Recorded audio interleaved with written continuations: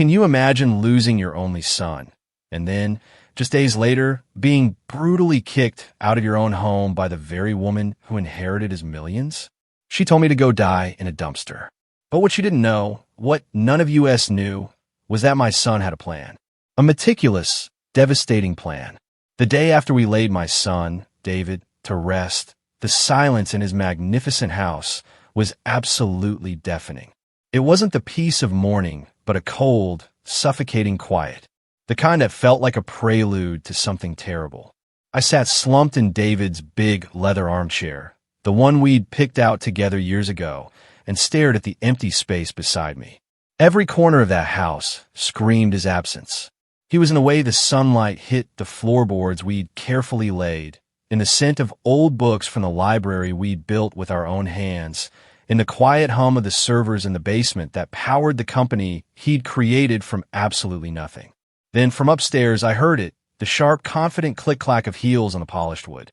Each step was a hammer blow to the silence, a brutal violation of the grief that should have enveloped that house. My daughter-in-law, Chloe, appeared at the top of the grand staircase. She wasn't wearing black, not even a hint of it. Instead, she was immaculate, dressed in a crisp, cream-colored business suit, tailored perfectly, as if she'd just stepped out of a high-fashion magazine. Her makeup was flawless, a cold mask of composed indifference. She glided past me, her expensive perfume a sharp, unwelcome scent in the air, and she didn't even spare me a glance. It was like I wasn't even there. She pulled out her phone and began a conversation in a voice that was chillingly crisp and utterly devoid of emotion. "No, the timeline has to be accelerated," she stated, walking towards the kitchen. "We need to liquidate the secondary assets by the end of the quarter. It's about maximizing liquidity. The past is the past." My heart sank. I felt like a forgotten piece of furniture, a dusty relic she hadn't yet decided whether to keep or discard. The silence returned, now heavier, colder, laden with a new kind of dread. I knew then that the storm was not over. It was just beginning. The very next day, we gathered in the polished mahogany conference room of David's lawyer, Mr. Davies. The air was thick with the scent of old money, leather, and aged paper. I'd known Mr. Davies for 20 years. He had watched David grow up, had advised him when his little startup was just a dream sketched on a napkin. He looked at me with a pained expression, then adjusted his professional glasses and cleared his throat. Chloe sat opposite me, ramrod straight, her hands clasped on the table. She looked less like a grieving widow and more like a CEO at a hostile takeover. Mr. Davies began to read David's last will and testament. The legal language was dense, but the core of it was brutally simple. Clause after clause outlined the transfer of David's assets. His controlling shares in the AI company, valued at over $50 million, his investment portfolio, the luxury cars, the art collection, the bank accounts, and of course, the house itself. Everything was to be transferred to my beloved wife, Chloe Peterson. My name was mentioned only once, in a single, sterile sentence. To my father, Robert Peterson, I leave my deepest gratitude for being a wonderful father and my first and greatest teacher. The air left my lungs. It wasn't about the money. I had never cared about the money. It was the feeling of being utterly erased. I looked at Chloe. She wasn't looking at me. A small, almost imperceptible smile touched the corners of her lips.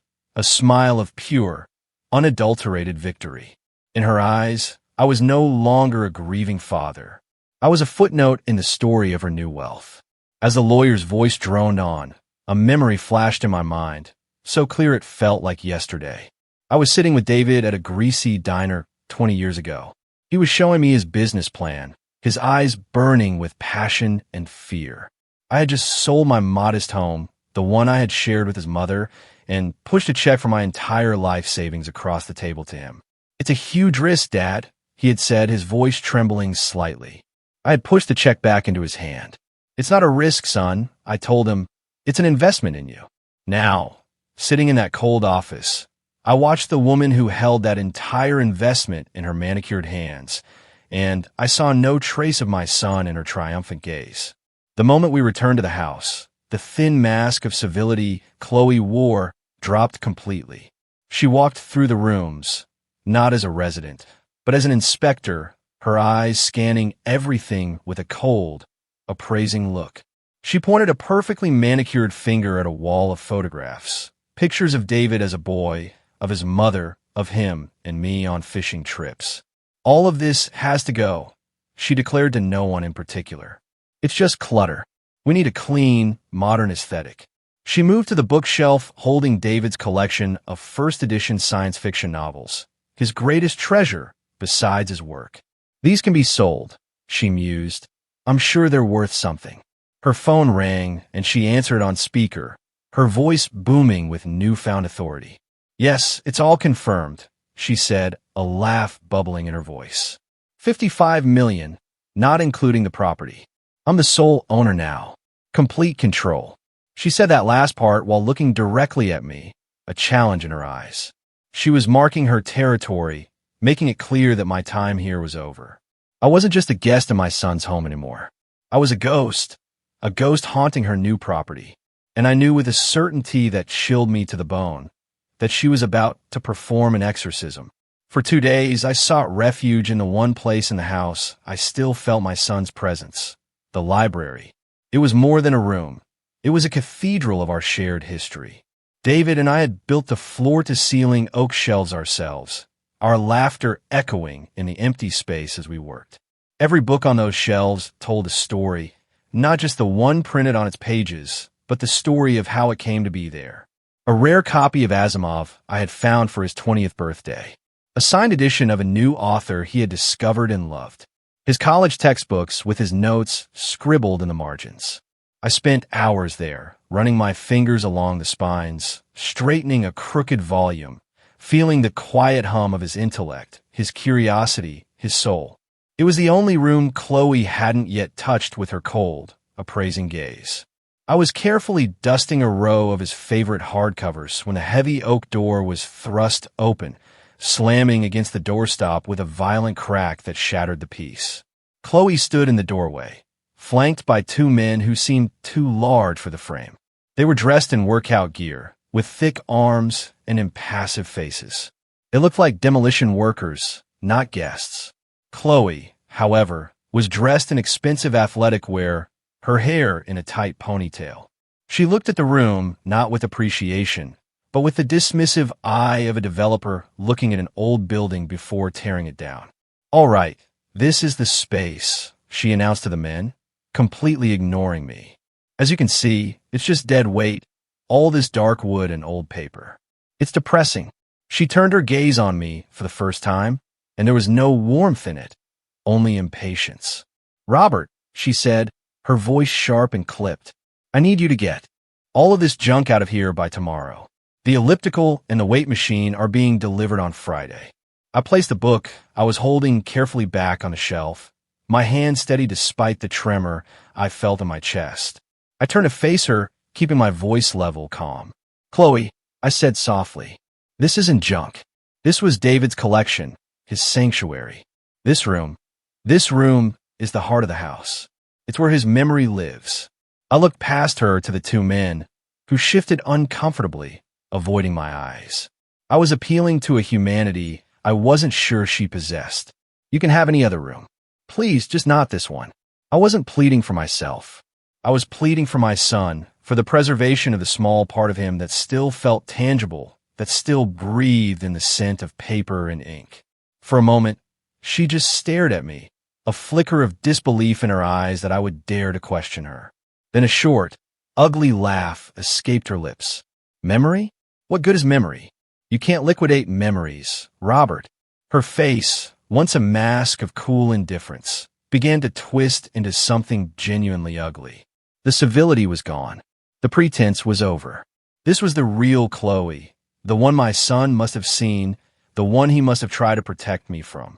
Her voice rose with each word, growing louder, harsher, echoing off the silent, watching books. I'm so tired of you moping around this house like a ghost, touching everything, reminding me of a past I want to forget. She took a step forward, her finger jabbing the air in my direction. This is my house now, my life, and you are not part of it. Then came the words that would burn themselves into my mind forever. The words that would become the fuel for everything that came next. You are not welcome here anymore, she screamed, her face red with fury. Get out of my house. Go die in a dumpster for all I care. She turned to the two silent giants beside her, her voice dropping to a low, vicious command. Get him out. Before I could react, they moved. One took my left arm, the other my right. Their grips were like iron.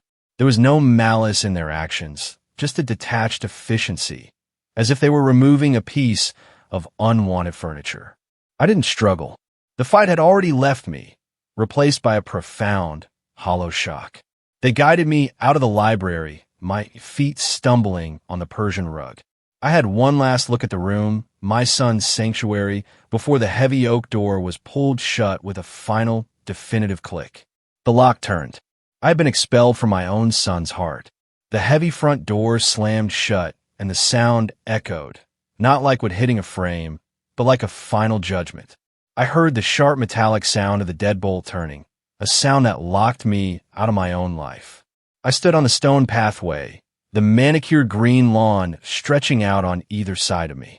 On the grass, looking absurdly out of place, sat my old leather suitcase. Chloe must have packed it herself, a final act of dismissive charity. I imagined her touching my belongings, her hands judging my worn-out sweaters and old books before stuffing them into the bag, and having one of her hired men toss it outside like a piece of trash. The humiliation was a physical thing, a cold knot tightening in my stomach. The sky above was a uniform, unforgiving gray, the color of wet concrete. A cold wind began to stir, rustling the leaves of the great oak tree David and I had planted when the foundation of the house was first laid. Then the first drop of rain hit my cheek. It was cold. Another followed, then another, until a steady, miserable drizzle began to fall, soaking into the shoulders of my thin coat. I didn't move. I just stood there, letting the rain mix with the silent tears I hadn't realized were streaming down my face. I looked up at the house. Our house. I saw the bay window of the library, dark and empty. I remembered David insisting on that window, wanting a place where he could read with the morning light pouring in. I saw the stone facade around the entryway, remembering the weekend we spent setting the stones ourselves, our hands raw, our faces beaming with pride. Every brick, every window, every shingle was a memory, and now it was a monument to a broken promise. The cold rain on my skin seemed to wash away the years, pulling a memory from the depths of my heart with aching clarity. I was suddenly standing in a different yard, in front of a much smaller house, 25 years ago. David was a teenager, all lanky arms and earnest ambition, helping me fix a broken fence post. His hands were clumsy but determined. I remember stopping our work and putting a hand on his shoulder. A man's character isn't what he owns, David. I had told him, the words feeling as true then as they did now. It's what he's willing to protect. His name, his honor, his family. David had looked from our modest little house to the horizon, his young eyes filled with dreams. He had smiled, a flash of the brilliant man he would become. One day, I'm going to build us a great house, Dad, he had said, his voice full of unwavering certainty. A place so big and strong that you'll always have a home. It won't be my house. It'll be our house. The memory faded, leaving behind an ache more profound than any physical blow. That promise, that beautiful, heartfelt promise from a son to his father, that was what Chloe had truly thrown out onto the lawn. That was what she had slammed the door on. The $55 million were just numbers on a page. The house was just wood and stone. But that promise was the sacred foundation of my life, and she had desecrated it. Standing there in the soaking rain, I felt the grief and shock finally recede, replaced by something else, something hard and cold and clear. The pain was transforming, crystallizing into a single, sharp point of purpose. I straightened my back, pulling my shoulders from their defeated slump. I gave the house one last long look. It was not a look of sorrow anymore. It was a look of assessment, a look of resolve. I walked across the wet grass, my shoes sinking slightly into the soft earth. I grasped the handle of my suitcase. It felt solid in my hand. Without looking back, I began the long walk down the driveway toward the street, each step a silent vow. The game was not over. She had just made her move. Now it was my turn. I must have looked a sight, standing on the curb in the rain. A man in his 70s with a single suitcase and a life suddenly erased. A yellow taxi slowed as it passed, its headlights cutting through the dreary afternoon. I raised my hand, and it pulled over. The driver, a young man with kind eyes, didn't ask any questions as he put my bag in the trunk. "Where to, sir?" he asked. I didn't want to go to a friend's house. I couldn't bear their pity, not yet. I needed anonymity, a place where I could think. "The Starlight Motel," I said, naming a place I remembered from years ago, far out on the highway. A place people went when they didn't want to be found. The drive was a blur of smeared city lights and the rhythmic thump of the windshield wipers. Each beat seemed to say, "What now? What now? What now?" We left the manicured suburbs behind, the grand houses giving way to strip malls and industrial parks. The Starlight Motel was exactly as I had remembered it. The sign was missing a T, so it read Starlight Motel, its neon lights buzzing and flickering in the rain. The paint on the building was peeling, and the air smelled of wet asphalt and regret. The room the clerk gave me was on the ground floor, facing the parking lot. It was small, and the air was stale. A brown-patterned bedspread was stretched tightly over a lumpy mattress. A single lamp on the nightstand cast a weak yellow circle of light.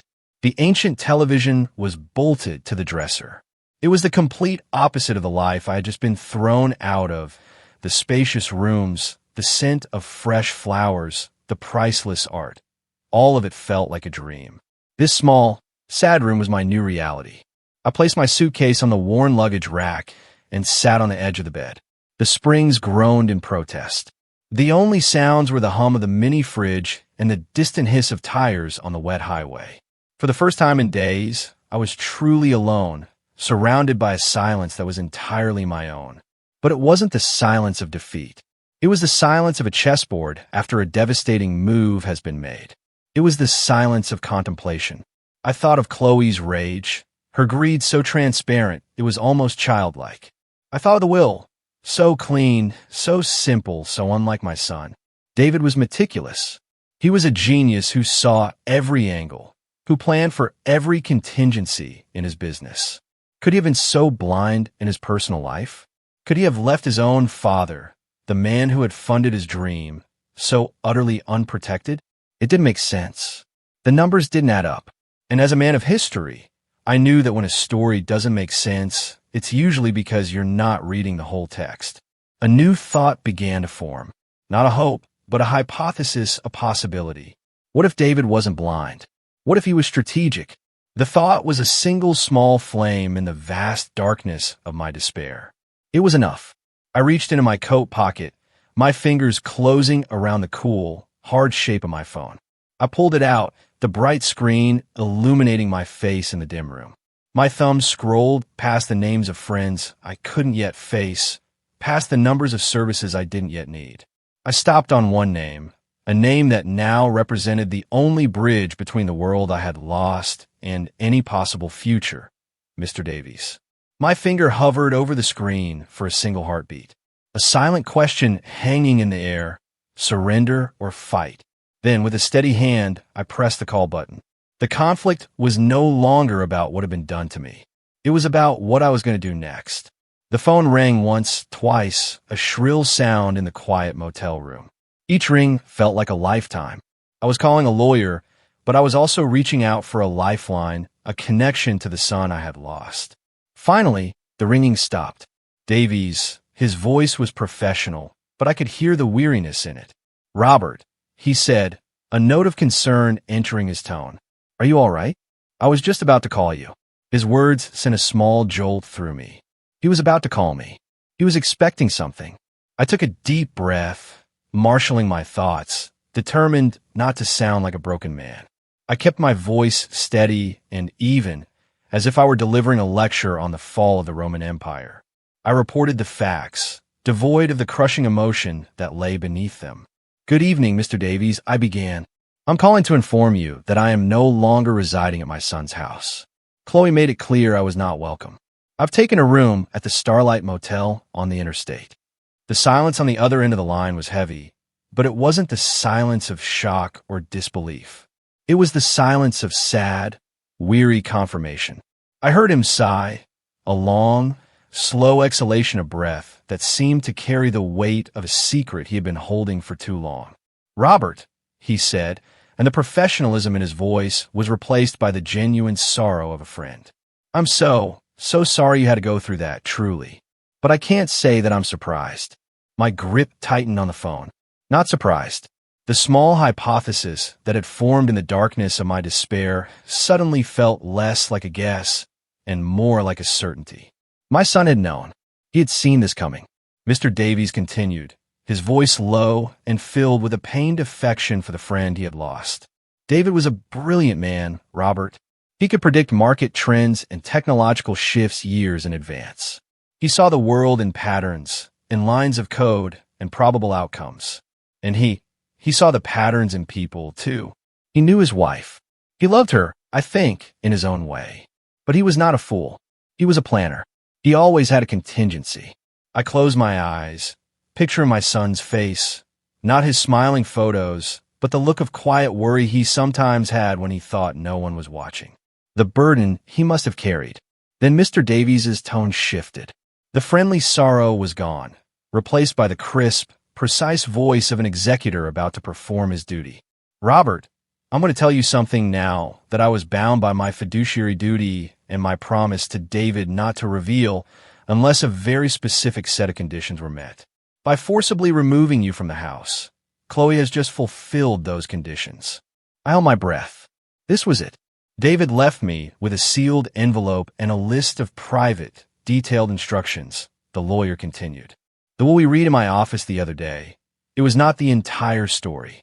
It was true in a legal sense, but it was incomplete.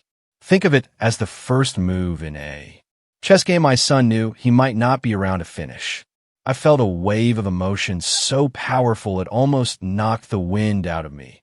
Grief, sharp and fresh, for the terrible knowledge my son had to live with, and an overwhelming, crushing love for his foresight, for his fierce, protective heart that reached out to care for me, even from beyond the grave. "What are you saying?" I whispered, though I already knew the answer. Mr. Davies's voice was firm now, a beacon in the storm. "I'm saying there is another clause, a contingency clause, triggered by specific actions. David called it his character test. He wanted more than anything to give Chloe a genuine chance to prove him wrong. He hoped she would choose decency. He hoped she would choose family. But he planned for the probability that she would choose greed. The small, flickering flame of purpose inside me roared to life. My son had not abandoned me. He had armed me. Mr. Davies's final words were not a comfort, but a call to action. "She has failed the test, Robert. She has made her move. Now it's time for us to make David's." Mr. Davies's voice over the phone was a lifeline, pulling me from the wreckage of the past few days and setting me on solid ground. I sat up straighter on the lumpy motel bed, listening with an intensity one hadn't felt in years. "To understand what David did," the lawyer began, his tone now that of a strategist explaining a brilliant campaign, "you have to understand that he didn't write a simple will. He created a test, an ethical and legal stress test, with his entire fortune as the subject." I could almost see my son in those words, the meticulous planner, the genius who saw every possible outcome. "The document we read in my office," Davies continued, "was the first part of that test. It was the bait. It was designed to give Chloe everything she thought she ever wanted, but it came with a single, almost invisible string attached." He paused for effect. That string was a legal concept called fiduciary duty. It's a term we lawyers use all the time, and it usually sounds like boilerplate, but David turned it into the entire key to the mechanism. I listened, enraptured, as he explained the elegant, devastating simplicity of my son's plan. The will stated that the inheritor, Chloe, was entrusted with the entire Peterson estate, but also contained one crucial, carefully worded clause. It said she was bound, for a 30-day evaluation period, to a solemn fiduciary duty to protect and uphold the welfare and legacy of the Peterson family. It sounds like a sentimental phrase, doesn't it? Davies said, a hint of admiration in his voice. But in the context of a will, it's a legally binding instruction. Family legacy doesn't just mean the money. It means the people, the history, the honor. It means you, Robert. The pieces began to click into place in my mind, forming a picture of my son's incredible foresight. When Chloe threw you out of the house, Davies explained, his voice turning hard as steel, she did more than just a cruel thing. She took a sledgehammer to the most important clause in the will. She proved, in the most dramatic way possible, that she had no intention of upholding the welfare or legacy of the family. She violated her fiduciary duty, and that violation is the trigger. He told me that this breach gave him, as the executor, the full legal authority to unseal and activate a second document, a sealed codicil to the will that David had left in his private safe. As Mr. Davies spoke, the dreary motel room around me faded away. I was transported back 3 months to the last quiet evening I'd spent with my son. We were in the library, a comfortable silence between us. David had been staring intently at his laptop, his brow furrowed in concentration. He looked up at me suddenly, his eyes tired but clear. There was a weight to him that evening, a weariness that went beyond work. "Dad," he had said, his voice quiet but serious, "if anything ever happens to me, I need you to trust what I've built." I had thought he meant his company, the algorithms, the patents. I had put my hand on his shoulder and told him I always would. But he shook his head slightly. "No, not just the company," he clarified, looking back at his screen, full of what I now realized must have been legal documents. "I mean the system. The system I built to protect you." I hadn't understood then. I thought he was talking about firewalls or financial arrangements. I didn't realize he was forging a shield of law and love around me. Now, in this lonely motel room, his words were the clearest thing in the world. He had been preparing for this very day. By the way, if you're still with me, make sure to hit that subscribe button. More unbelievable stories like this one are coming. I came back to the present, my heart aching with a mixture of immense grief and profound pride. My son was gone, but his brilliant mind was still at work, still protecting me. "So, what do we do now?" I asked Mr. Davies, my voice no longer trembling. It was the voice of a man with a mission. "Now, we follow David's instructions to the letter," Davies replied, his voice all business. And his instructions were very clear. We do not confront her. We do not reveal our hand. David's plan was more elegant than that. He knew that true character is revealed not when it's challenged, but when it thinks no one is watching. He laid out the next steps. Chloe believes she is one of the wealthiest women in the country. We need her to believe that with all her heart. But when she tries to spend that money, to liquidate those assets, to exercise that power, she will find that the doors are all locked. He explained that he would use his legal authority as executor to place temporary holds on everything, citing standard procedural delays, estate valuations, and tax assessments. It would be a death by 1,000 paper cuts. She would be a queen with an empty treasury. She will grow frustrated, then angry, then desperate, Davies said.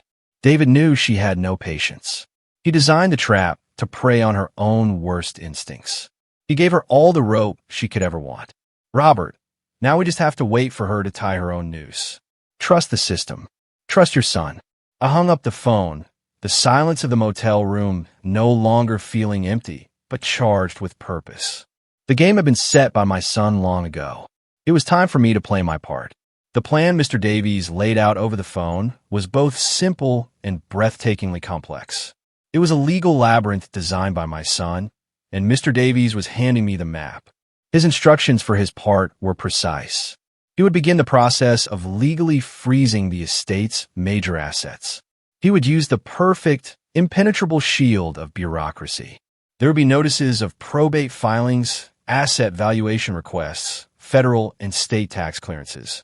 Each step was a standard, legally required procedure, but when done with deliberate slowness, they would form an invisible wall around the $55 million. Chloe would be able to see the fortune, but she would be utterly unable to touch it. It would be like a starving person staring at a banquet through a pane of unbreakable glass. My instructions were much simpler and much harder. "You, Robert, must disappear," Mr. Davies had said, his voice firm. "Not forever, just for a few days. Let your trail go cold. Don't answer your phone if anyone calls. Don't reach out to old friends. To Chloe and to the world, you must be what she believes you are, a broken, defeated old man who has run away to some dark corner to grieve. Your absence will be her confidence. Your silence will be her signal to act rashly. We need her to feel completely, utterly, and foolishly secure." We spoke for a few more minutes, confirming the details, and then the call was over.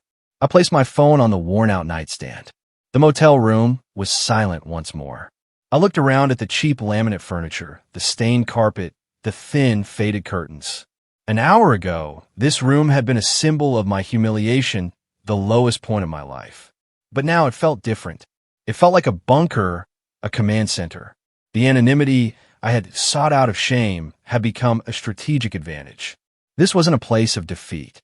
It was a staging ground. A younger, angrier version of myself might have called this feeling a thirst for revenge. I might have savored the thought of Chloe's future suffering. But sitting there in the quiet solitude, feeling the immense weight of my son's trust reaching out to me from the past, I knew this was something else entirely. It wasn't about inflicting pain. It was about revealing a painful truth. It was not vengeance. It was the slow, methodical execution of justice. My son's justice. I was not an avenger. I was an executor, tasked with carrying out the final, most important wish of my child, to protect his legacy from the one person he knew would try to destroy it. The plan was a masterpiece of legal and psychological engineering, but it was built upon a single critical assumption: Chloe's boundless arrogance. A sliver of doubt entered my mind. Could anyone truly be so blinded by greed, so utterly lacking in caution? The plan required her to not just walk into the trap, but to sprint into it, laughing all the way. She would have to ignore all the red flags, all the procedural delays, and believe only what she wanted to believe. It seemed like a flaw in an otherwise perfect design. I worried she might sense something was wrong, that she might hire a competent lawyer of her own who would advise patience. And then I had to question myself. Did I have the strength to see this through? My role was to remain silent, to watch from the shadows as she, for a time, celebrated on the grave of my son's memory. I would have to endure the thought of her parties, of her tearing down his library, of her erasing his presence from the home we built. It would require a level of self-control I wasn't sure I possessed. The instinct to fight, to scream, to confront her was a powerful one. I looked at the dark screen of my phone and my own tired reflection. Staring back, I saw the face of a grieving father. But beneath the grief, I saw the history professor, the man who understood that the most important battles are often won, not on the field, but in the quiet archives, through patience and the careful study of the facts. David had studied his opponent. He had laid out the strategy. He trusted me to execute it. I would not let him down. Reaching out with a steady hand, I pressed and held the power button on my phone. The screen flickered and went black. The first step of the plan was complete. I had disappeared. For the next 3 days, I followed Mr. Davies' instructions to the letter.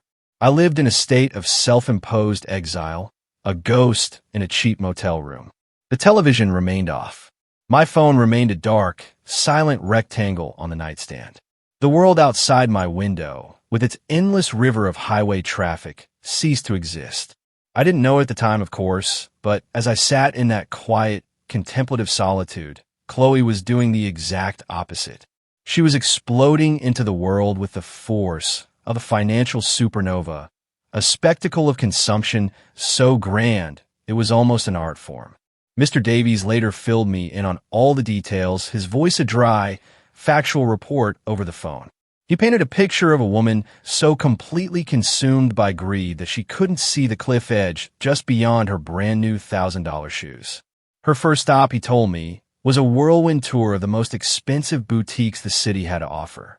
She moved through them not like a shopper, but like a conqueror, claiming tribute. Handbags from designers whose names I didn't even know. Watches that cost more than my first house. Dresses she would likely only wear once. She wasn't just buying things. She was buying a new identity, shedding the skin of her old life and wrapping herself in a cocoon of obscene luxury. From there, she went to a supercar dealership, the kind of place with polished concrete floors and more security guards and cars. She didn't browse. She simply pointed at the most ostentatious vehicle in the showroom, a blood-red sports car with doors that opened upwards like wings. She put down a substantial, non-refundable deposit with a flick of her credit card. The salesman, Mr. Davies learned, had asked when she would pay the remaining balance. Chloe had laughed, a tinkling, condescending sound. "Oh, as soon as some boring little estate paperwork clears up," she had said. "Don't worry, the money is there." But her most egregious act, the one that felt like a personal violation even when heard secondhand, was what she planned for the house. She hired a famous interior designer, a man known for his cold, brutally minimalist style that was the antithesis of the warm, comfortable home David and I had created. He and Chloe had walked through the house, and Chloe had issued decrees like a petty tyrant. The warm oak floors were to be ripped out and replaced with white marble. The comfortable custom-built furniture was to be sold, but she saved her greatest venom for the library. Mr. Davies, as private investigator, had recorded her conversation with the designer. "This room," Chloe had said, her voice dripping with disdain, "is a morgue. All these dusty old books and this dark, depressing wood. I want it gutted. I want white walls, chrome glass, and a personal juice bar right over there." She was pointing, the investigator noted, directly at the spot where David's favorite reading chair had sat for over a decade. She wasn't just redecorating. She was performing a ritual cleansing, systematically erasing every trace of my son and of me. The crescendo of her hubris was the party. She threw a massive, catered affair 3 nights after she had thrown me out. The house was filled with strangers, an entirely new set of friends who had miraculously appeared in her life at the exact same time as the $55 million. Champagne flowed, a DJ played loud, pulsing music, and Chloe held court in the center of it all, soaking in the adoration of her new followers. She was radiant, triumphant, and at some point in the evening, Mr. Davies' source told him one of the new friends asked about David's father. Chloe had paused, placing a dramatic hand on her chest, as if the question caused her great pain. "Oh, Robert," she had sighed, her voice carrying across the hushed circle of listeners. "The poor dear man. He was just so overwhelmed by everything. The grief, the legal matters. He couldn't adjust to this new reality." She had shaken her head sadly. "I believe he checked himself into a quiet little nursing home up north somewhere. It's for the best, really. He just doesn't belong in this world." Listening to Mr. Davies recount that part, a strange calm washed over me. I felt no anger, no rage. I only felt a profound, cold pity. She was dancing a house of cards, toasting to a future that had already been signed away. She believed she was the queen of a new and glittering kingdom, never once realizing she was just a temporary actress on a stage my son had so carefully built. And the final act, I knew, was about to begin. The trap had been set, the bait had been taken, and now the walls were about to start closing in.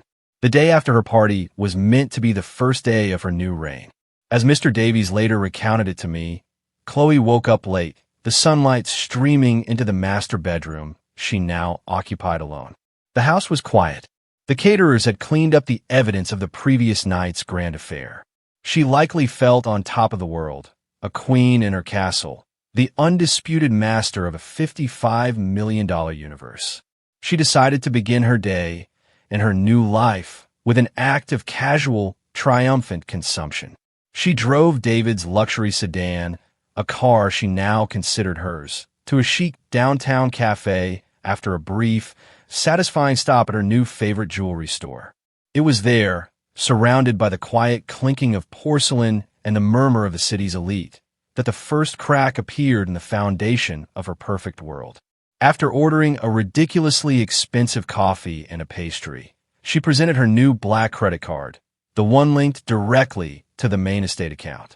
The barista swiped it. A moment passed. He swiped it again. A small, polite frown appeared on his face. "I'm sorry, ma'am," he said, his voice low enough to avoid scene. "It's been declined."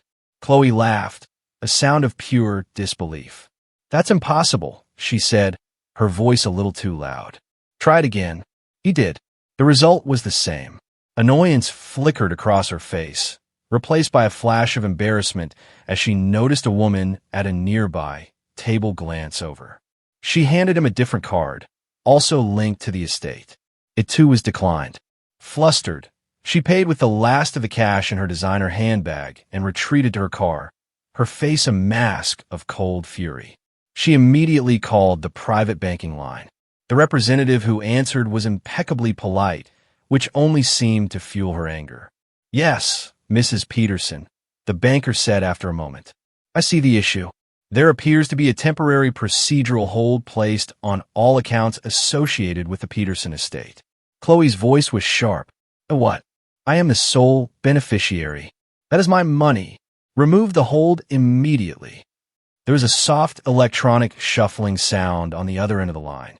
"Ma'am, I'm afraid I can't do that," the banker said, his voice still maddeningly calm. "The request was filed this morning by the executor of the estate, Mr. Davies. It's a standard hold pending a full asset valuation for probate court." "My hands are tied." Chloe sat in her car, the engine silent, and stared at the glittering storefronts. For the first time, a cold tendril of real fear snaked its way into her heart. She drove home, her mind racing. When she walked through the front door, her phone was ringing. It was the celebrity interior designer. His voice, usually so fawning and effusive, was clipped and annoyed. "Chloe, darling," he said, dispensing with pleasantries. "There's a bit of a problem. My demolition crew arrived at the house this morning to begin work on the library, but they were turned away. We were served with a legal notice, a temporary injunction on any structural alterations to the property filed by the estate's executor." He took a breath. "My crew bills by the hour, darling, and right now they're billing me for doing absolutely nothing. What is going on?" Chloe sank onto a pristine white sofa, the phone feeling cold against her ear. She was surrounded by the walls she wanted to tear down, but an invisible, more powerful wall had just been erected around her. Before she could even formulate a reply to the designer, another call came through. It was the car salesman from the Maserati dealership, and the cheerful deference was gone from his voice. It was now the voice of a man who wanted his money. "Mrs. Peterson," he said, his tone all business.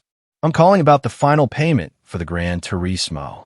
As we discussed, your deposit holds the vehicle for a 72-hour window. We're now at hour 75. We need that wire transfer today. Otherwise, I'll be forced to release the vehicle to another interested party. And as per the contract you signed, the deposit is non-refundable." The sports car, the ultimate symbol of her new status, was about to vanish. Every pillar of her new life was crumbling one by one in the space of a single morning. That was when the panic truly set in. Her confident rage dissolved into a frantic, cornered fear. She had only one move left. She dialed the number for Mr. Davies' office, her thumb jabbing at the screen. The moment he answered, the dam of her composure broke, and a torrent of furious, terrified words poured out. "What have you done?" she screamed into the phone. "Why is my money frozen? Why can't I touch anything? This is my house. You work for me. I am the estate. You can't do this to me. I will sue you. I will ruin you." On the other end of the line, as Mr. Davies later described it to me, he simply held the phone a few inches from his ear and waited for the storm to pass. When she finally paused to take a breath, he spoke, his voice the calm, unshakable center of her hurricane. "Mrs. Peterson, I understand your frustration. However, as I'm sure you can appreciate, the final settlement of an estate of this size is a highly complex process." "Standard procedure," she shrieked. "There is nothing standard about this. I assure you, Mrs. Peterson," he continued, his tone maddeningly professional.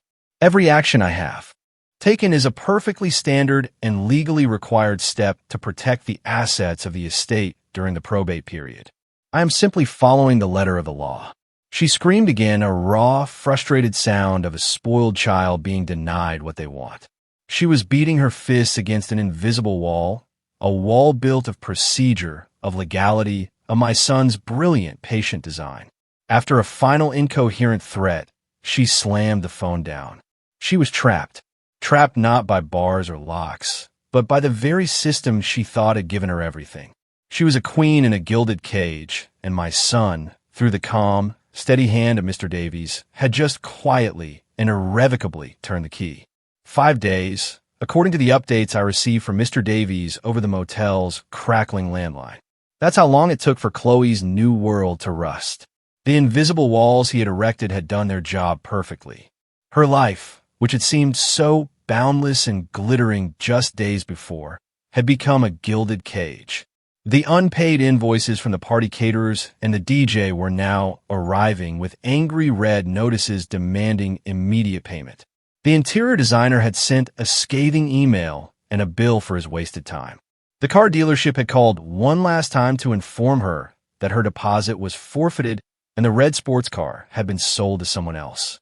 Her new wealthy friends, the ones who had toasted her name with her own champagne, suddenly became impossible to reach. Her calls went to voicemail. Her texts were left unread. The silence in that vast, empty mansion must have been deafening. She was the queen of a paper kingdom, and a slight breeze had just blown it all away. Her first reaction, Mr. Davies' investigator reported, was a frantic, desperate search for me. The power dynamic had flipped so completely, it was almost poetic. The woman who had ordered me to go die in a dumpster was now scouring the city for the very man she had discarded. Her desperation, I imagine, was fueled by a last flicker of her arrogance. She likely believed that if she could just find me, she could bully or threaten me into calling off the lawyer and releasing her money. She drove to the homes of my old friends, men and women she had always treated with dismissive contempt, but at every door she was met with polite, firm denial. "I'm sorry, Chloe, we haven't seen Robert. No, he hasn't called." Each closed door was another reflection of the one she had slammed in my face. She, the new millionaire, was the one being turned away. She, the master of the house, was the one who was no longer welcome. By the afternoon of the 5th day, her anger had burned itself out, leaving behind only the cold, gray ashes of desperation. Every avenue was a dead end. Every call was a failure. She was utterly and completely powerless. There was only one place left to go, one person left to appeal to. She had already tried screaming at Mr. Davies. This time, she would have to try a different tactic, humility, or at least a performance of it. As she made her way to his downtown office, stripped of her bluster and bravado, she must have felt the true weight of her situation for the first time. She was a $55 million heiress who couldn't afford to pay a parking meter. And that is what led her finally to the quiet, wood-paneled waiting room of Davies, and Finch. Mr. Davies had called me at the motel that morning. His voice was calm, but I could hear a note of finality in it. "Robert," he had said simply, "it's time. I think she's ready to listen." He had sent a car for me, and I had put on my best suit, the simple navy one I had worn to my son's wedding. I had been sitting in that waiting room for about an hour, not with anxiety, but with a profound sense of calm. I was not a victim waiting for an apology. I was a father about to carry out his son's final wishes. I was reading a book on Roman history, the familiar weight of it in my hands a comforting anchor. The door to the waiting room opened softly. I didn't look up immediately. I finished my paragraph first, then slowly I lowered my book. She was standing there, hesitating on the threshold. She looked nothing like the conquering queen from the Will Reading or the raging fury from the party. Her expensive clothes were wrinkled. Her perfect hair was in disarray, and her eyes were wide with a fear she could no longer conceal. She looked lost and small. Her eyes scanned the room, likely looking for the receptionist, and then they found me. They locked onto my face, and in that instant, I saw it all happen. The confusion, the shock, and then the dawning, sickening horror of comprehension. The realization that this wasn't a series of unfortunate bureaucratic mistakes. It wasn't a problem that could be fixed. It was a plan, a meticulous, perfectly executed plan. And the quiet, insignificant old man she had thrown out into the rain like a piece of trash was sitting at the very heart of it. I watched the cascade of emotions ripple across Chloe's face. It happened in a fraction of a second, but for me it felt like an eternity. First, there was simple confusion, the kind you see when a familiar room has been inexplicably rearranged. Then a flash of pure, undiluted shock as her brain finally processed the impossible fact that I, the ghost she had exorcised, was sitting right there in front of her. And finally, that shock curdled into a deep, primal fear. The look of a chess player who has just realized they have been in checkmate for the last 5 moves. The desperate, pleading speech she had likely rehearsed all the way to the office died on her lips. The arrogance, the anger, the fury, all of it evaporated, leaving behind a raw, trembling panic. "Robert," she whispered, her voice barely audible. Then, as if remembering the role she was supposed to play, she tried again, forcing a term of affection that now sounded like a curse. "Father," she stammered, taking a hesitant step into the room. I've been looking for you everywhere. I was so worried." The lie was so transparent, so pathetic that it was almost pitiful. She was trying to rewrite the history of the last 5 days in a single desperate sentence. She was trying to pretend she was a concerned daughter, not a failed tyrant. I simply looked at her. I did not smile. I did not frown. I offered her no anger to fight against, no pity to cling to. I said nothing.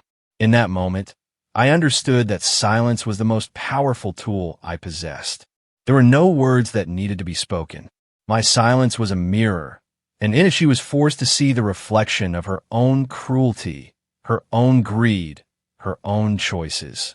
It was a more damning accusation than any shout, any accusation, any teardown could ever be. She crumbled under the weight of that quiet gaze. Her eyes darted around the room, looking for an escape, for someone to rescue her from the uncomfortable truth. "I didn't mean for it to happen," she continued, her voice cracking, the words tumbling out in a disorganized plea. They got out of hand. The pressure. I wasn't thinking. Her voice trailed off. She could see in my eyes. She knew that I knew. The performance was over. Just as the silence stretched to its breaking point, the door to the main office opened. Mr. Davies stood there. He was dressed in a dark, conservative suit, his face a perfect mask of professional gravity. He did not acknowledge Chloe's distress or her stammered apologies.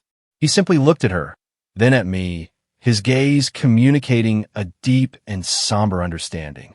"Chloe." "Robert," he said, his voice calm and steady, cutting through the tension like a blade. "If you'll please join me in the conference room, we can begin." He held the door open. I closed my book, placing it carefully on the end table beside my chair.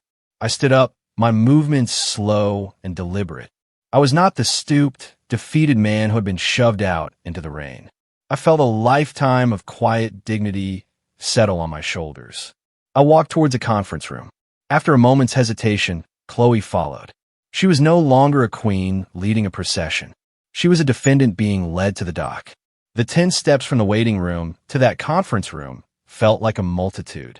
With every step, the last vestiges of her power seemed to fall away. I was no longer the man she had thrown out, and she was no longer the woman who held the world in her hands. We were simply a father and a daughter-in-law about to face the final, unalterable truth of my son's legacy. And I was ready. We sat at the long, polished conference table. Mr. Davies was at the head, a position of calm, quiet authority. I was on his right, and Chloe was on his left, a vast expanse of gleaming mahogany between us. The air in the room was still and heavy, like the air before a thunderstorm. Chloe sat rigidly in her chair, her hands clenched in her lap. She was trying to project an image of a wronged woman, a victim of bureaucratic error, but the fear in her eyes betrayed her. She was a cornered animal, and she knew it. Mr. Davies began, his voice devoid of emotion. A simple statement of fact. "Thank you for coming in, Chloe," he said. "You are here today because you have found yourself quite suddenly unable to access the assets of your late husband's estate. The reason for this, I assure you, is not a mistake. It is, in fact, quite simple. He slid a single document across the table toward her. It was a copy of the will that had been read just over a week ago. If you recall, he said, his voice even and measured, this document appointed you as the primary beneficiary and steward of the Peterson estate. But it also, in Section 2, bound you to a specific, legally enforceable fiduciary duty. He tapped a highlighted paragraph with his pen. The clause states that the inheritor, for a period of 30 days, assumes a solemn duty to protect and maintain the welfare of the immediate family and the integrity of the Peterson family legacy. He let the words hang in the air for a moment. 30 days, Chloe. A probationary period. You could call it time for evaluation, to be overseen by me as the executor of the estate. Chloe stared at the paragraph, her eyes scanning the words as if seeing them for the first time. I could see the confusion warring with her rising panic. Mr. Davies continued, his voice relentless in its calm precision. 5 days ago, on the afternoon of September 17th, you committed a profound and irreversible breach of that duty. He slid a second, much thinner folder across the table. It landed softly next to the will. This is a sworn affidavit from your father-in-law, Robert Peterson. It details how you forcibly ejected him, the only other living member of the immediate Peterson family, from the home. It states that you instructed him to, and I am quoting directly from his statement, go die in a dumpster. Hearing my own story recounted in that sterile legal setting, hearing her ugly words repeated back to her, felt like a final, somber validation. Chloe flinched as if he had struck her. The last of the color drained from her face. She looked from the folder to me, and then to Mr. Davies, her mouth opening and closing silently. She had no defense. There was no lie she could tell that would be more powerful than the simple, documented truth. Mr. Davies leaned forward slightly, his gaze unwavering. You see, Chloe, this first will wasn't just a legal document. It was a question my client, your late husband, needed a definitive answer to. And the question was this: were you a worthy steward of his life's work? Were you a worthy protector of his family? I watched her as the terrible truth began to dawn. She wasn't a player in a financial game. She was the subject of a moral experiment, and she had failed in the most spectacular way imaginable. Your actions, Mr. Davies said, his voice dropping slightly, becoming more intense, provided the answer to that question with absolute clarity, which leads me to a question of my own for you. He paused, letting the silence press down on her. Did you listen carefully to the entire will, Chloe? Did you pay attention to the words in Section 4, Subclause C, the small print, the part that detailed the automatic and immediate activation of Codicil B in the event of a catastrophic breach of fiduciary duty by the primary beneficiary? Her face was a blank mask of uncomprehending horror. She had heard only the $55 million. She had heard only the house. The rest had just been noise. Mr. Davies reached into the leather briefcase that sat beside his chair. I watched him, my heart beating a slow, steady rhythm. He didn't pull out a thick legal binder or a stack of papers. He pulled out a single, elegant, cream-colored envelope. It was sealed with a circle of dark blue wax, impressed with the Peterson family signet ring, the one I had given David on the day he graduated from college. The lawyer placed the envelope in the exact center of the polished table. It sat there, a quiet, unassuming object that held the power of an earthquake. Chloe stared at it, as if it were a venomous snake. Mr. Davies folded his hands. This codicil, Chloe, legally voids the document we read last week in its entirety. This, he said, his voice resonating with the final, unassailable truth, is David's true and final will. Mr. Davies took a small silver letter opener from his desk set and slid it carefully under the blue wax seal. The sound of the paper tearing was a sharp, final rip in the silent room. He unfolded the single sheet of paper it contained. I saw my son's familiar, clear handwriting, and my breath caught in my chest. David's true intentions were not buried in pages of legal jargon. They were stated with a clarity that was both loving and ruthless. Mr. Davies placed the paper on the table and began to read, his voice the calm, steady instrument of my son's final command. This is Codicil B to the last will and testament of David Peterson. He began, activated this morning by the authority granted to my executor. It hereby renders all previous versions of this will null and void. The disposition of my estate is as follows. He looked directly at Chloe, whose eyes were wide with a terror so profound it seemed to have stolen her breath. 1. Davies read, all my assets, without exception, including all shares in Peterson AI, all financial portfolios, and the residential property at 114 Willow Creek Lane, are to be transferred immediately into a newly formed irrevocable trust, to be known as the Peterson Legacy Trust. He paused, letting the weight of the words sink in. 2. The sole trustee, manager, and administrator of the Peterson Legacy Trust will be my father, Robert Peterson. I felt an immense, humbling weight settle on my shoulders. A duty, a purpose. 3. Davies continued, his voice unwavering. The primary mission of this trust will be to fund and oversee the David Peterson Tech Scholars Foundation, a charitable entity dedicated to providing technology and engineering education and scholarships to underprivileged children, a cause my son cared about deeply. And then he came to the final provision. He looked at Chloe once more before reading it. 4. To my wife, Chloe Peterson, the trust will provide a monthly stipend of $2,000. He let that number hang in the air, a pathetic fraction of the millions she had tasted. This stipend is contingent upon her maintaining verifiable full-time employment. She will be permitted to reside rent-free in the guest cottage on the property. Any violation of these terms, or any decision to cease working, will result in the immediate and permanent termination of all financial support. It wasn't a punishment of pure poverty. It was, in its own way, so much worse for her. My son wasn't leaving her to starve. He was sentencing her to a life of ordinary, honest work, a life of responsibility, the very kind of life she had married him to escape. The color had completely vanished from her face, leaving a pale, waxy mask.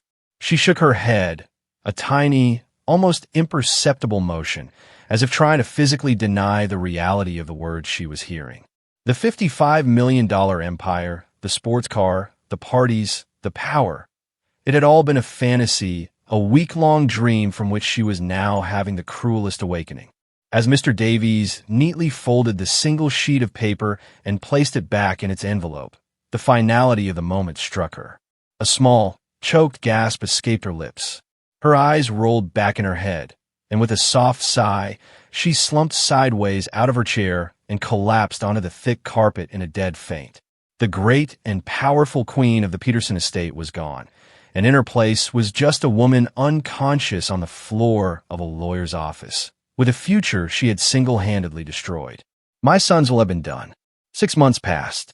6 months in which the world for me was not just rearranged, but reborn.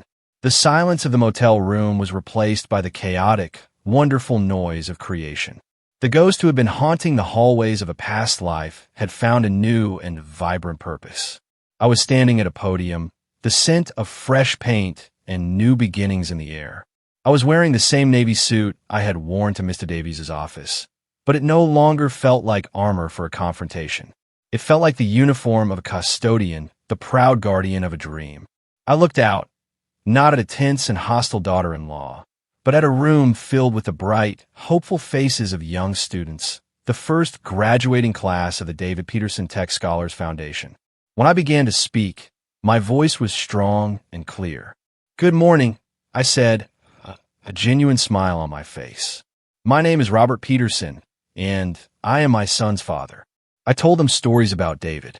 Not about David, the tech mogul, the millionaire, but about David, the curious boy who took apart our family's only television set just to see how it worked. About David, the determined young man who believed that the magic of technology shouldn't be a luxury for the rich, but a tool for everyone with a dream. Many people will remember my son for the fortune he created, I told the crowd. But that fortune was never his goal. It was only a byproduct. His real dream, his true legacy, is this. I gestured around the room at the gleaming new computers, at the smartboards, at the eager faces of the children who would learn and create and build their own futures here. David believed that talent is universal, but opportunity is not, I continued. He wanted to build doors for those who had only ever been shown walls. So today, we are not just opening a building. We are continuing his most important work. We are fulfilling his true will. Not the one written on paper, but the one that was written on his heart. As the room filled with warm, heartfelt applause, my thoughts drifted just for a moment to Chloe. I don't think of her with anger anymore. I rarely think of her at all, but I know where she is. My son's trust, in its quiet, methodical way, still keeps an eye on her. The image that came to my mind was of a different kind of room, a busy downtown coffee shop during the morning rush. Chloe was behind the counter, wearing a simple green apron with her name on a plastic tag. Her hair was pulled back, and her face was bare of the expensive makeup she used to wear. She moved with practiced efficiency, frothing milk, calling out orders, wiping down the counter. She looked tired, the kind of tired that comes from standing on your feet for 8 hours. A customer was rude to her, complaining that his latte wasn't hot enough. I saw a flicker of the old fire in her eyes, a flash of indignation, but it vanished as quickly as it came, replaced by a weary resignation. "I'm very sorry, sir," she said, her voice flat. "I'll make you a new one." She had been sentenced to a life not of poverty, but of consequence, a life of ordinary, honest work. And in her own quiet way, she was serving her sentence. A young girl, no older than 14, tugged on my sleeve, pulling me back to the present. She pointed excitedly at her computer screen, showing me a simple line of code she had written that made a cartoon dog wag its tail. Her eyes shone with pride and discovery. I smiled, a real smile that reached my own eyes. My sons will had created 2 new realities. For Chloe, a world of quiet consequence. For me, a world of noisy, chaotic, wonderful purpose. Justice, I finally learned, isn't always found in a dramatic courtroom showdown. Sometimes it's in the quiet, steady, everyday work of building something better in the very space where something was broken. The library is my office now. My son's favorite room is no longer a silent sanctuary of memory, but the bustling heart of his living legacy. The dark oak shelves are still here, but now they share space with whiteboards covered in plans and ideas. The air, once thick with the scent of old paper, now buzzes with the energy of a brighter future. I often sit at his old desk in the evening, after the small, dedicated staff has gone home. On the corner of the desk is a photograph of David, taken on a hiking trip years ago. He is grinning, the sun in his eyes, the whole world at his feet. I look at it, and I feel no sorrow, only a quiet, profound pride. Justice, I've come to realize, isn't always a loud and thunderous affair. It doesn't always come with a gavel strike or a shouted verdict. Sometimes justice is the quiet, satisfying click of a well-laid plan falling perfectly into place. My son didn't leave behind a pile of money. He left behind a legacy of passion and the belief that one person's success could be used to build a ladder for others. My purpose, my great honor, is to ensure that legacy breathes and grows every single day. In fulfilling my son's true will, I did more than just reclaim a house. I reclaimed myself. I found a reason to get up each morning that was bigger than my grief. I found my way back to the man my son always knew I was. What about you? Have you ever had to choose between anger and a more calculated path to justice? I'd love to hear your thoughts in the comments below.